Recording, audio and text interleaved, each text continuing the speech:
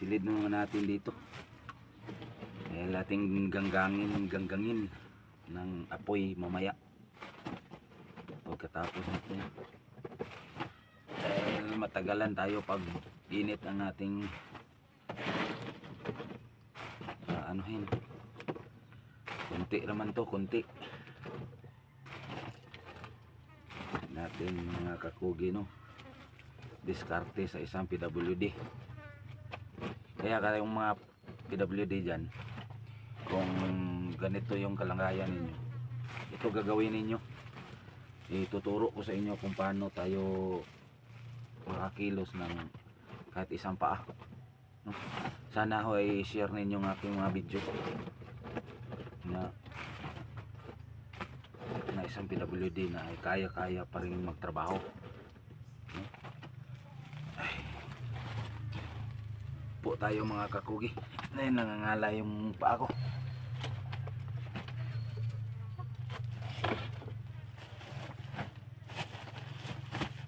Turo ko sa inyo kung paano tayo dumiskarte pag kahit ganito tayo, no? Marami kayong matutunan dito, lalo na sa mga katulad ko.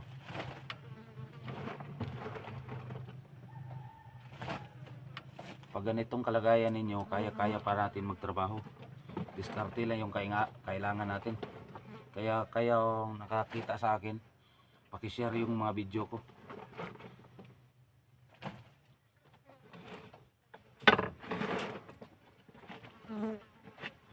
Ganito, pakita ko sa inyo kung paano ko to dalhin ng nakasaklay lang tayo.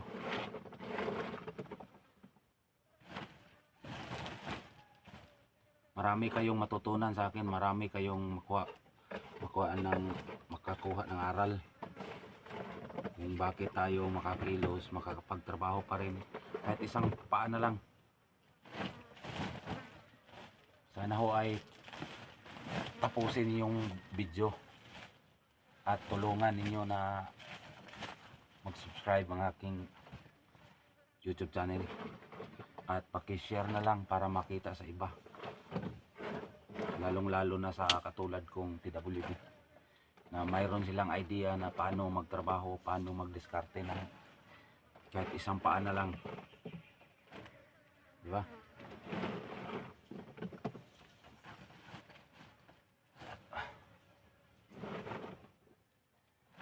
Para ho ay makita ninyo na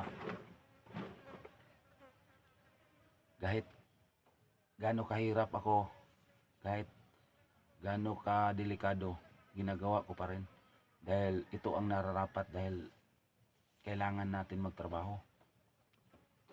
Sana ho ay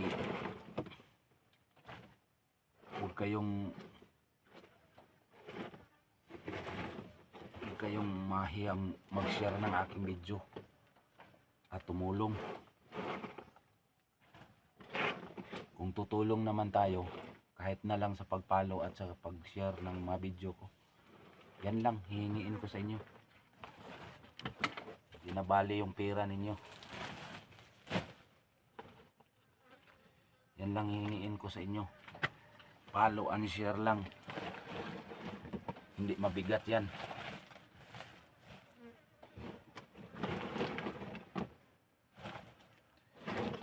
Lalo-lalo na sa mga katulad ko, no? Gaya ng sinabi ko, paki-share yung mga video ko para maraming makakita at ma-inspire sila, hindi sila mawala ng pag-asa. Sa totoo lang, 6 na taon na itong ginagawa ko mula ako ay nagdisgrasya. Hindi ako nawala ng pag-asa, nagsikap ako hanggang ngayon. Sana ho ay makita ninyo kung gaano kahirap ng isang PWD, pero hindi ako sumuko, lalong nagpursige ako dahil may pangarap ako, dahil naniwala ako sa kasabihan na pag may buhay may pag-asa. Totoo yan.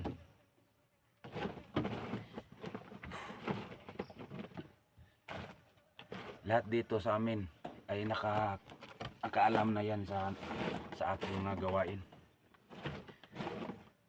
hindi ako dapat mahiya. Bakit ako mahiya sa inyo? Hindi naman ako nagnakaw. At hindi naman ako na disgrasya na sa aking mga gawang mali. Na disgrasya ho ako po ay nagtrabaho. Punta ako ng trabaho ay nadisgrasya ako. Kaya hindi ko dapat ipagmahiya. Dahil ano ang trabaho ko? Legal ang trabaho ko. Kaya hindi ako mahiya. No? Pwera lang yung sa mga nang lalait sa akin. Pwera lang yung nang bubuli sa akin. Okay lang yan. Ayun, pakita ko sa inyo kung paano ko to dalhin doon sa sa ganggangan. Ito lang muna ipakita ko sa inyo. Lalo na sa mga PWD. Ito ang maituturo ko sa inyo. Huwag kayong sumuko. Gawin ninyo kung anong nararapat. Dahil marami pa tayong magawa. Dahil kumpleto pa yung kamay natin at may paa pa tayo isa.